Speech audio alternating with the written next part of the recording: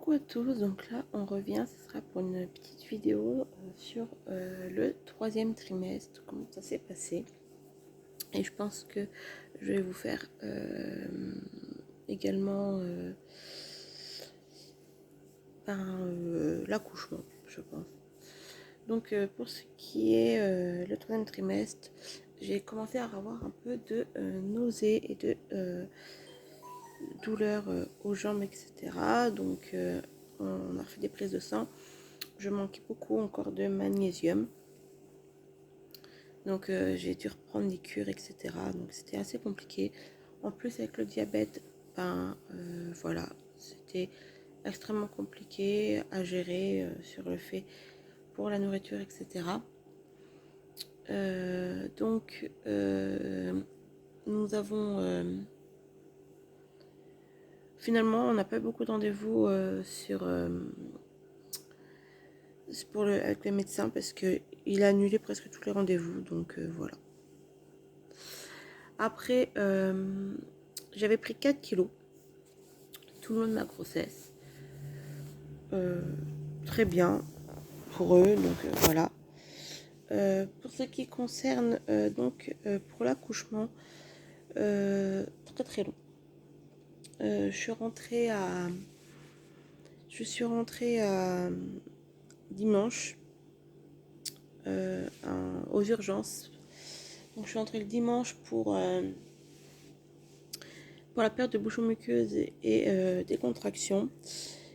Et la petite réagissait pas très bien aux contractions. Mon cœur ralentissait un petit peu. Donc ils ont... Mais du coup, je la sentais un petit peu moins bouger. Du coup, ils ont préféré faire un déclenchement qui normalement était un déclenchement prévu pour le 3 juillet.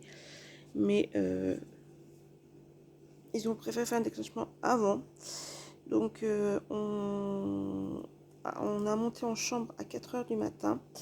Donc ils ont dit à Vincent qu'il pouvait repartir parce que il le ferait que à 6h du matin. Donc en soi, j'ai dormi même pas 2 heures. Et arrivé le lendemain, donc 6h30, elle a fait un monito, une demi-heure, et on a posé un tampon. Les contractions étaient bien présentes, mais le col ne s'ouvrait pas. Pourtant, la première heure, il s'est ouvert de 2 à 3, donc assez rapidement. Et au final, après, ça n'a plus du tout bougé. Les contractions étaient présentes, mais plus du tout de travail. On est tombé sur une sage-femme la nuit, horrible, clairement, qui nous a très mal, voilà, au point que Vincent a même dormi par terre. Enfin, c'est pas très grave. Mais je vous en parlerai du séjour dans une autre vidéo. Le lendemain, donc le mardi, on décide à 7h à peu près de le déclencher par perfusion. Donc on m'a donné un déjeuner, etc. Et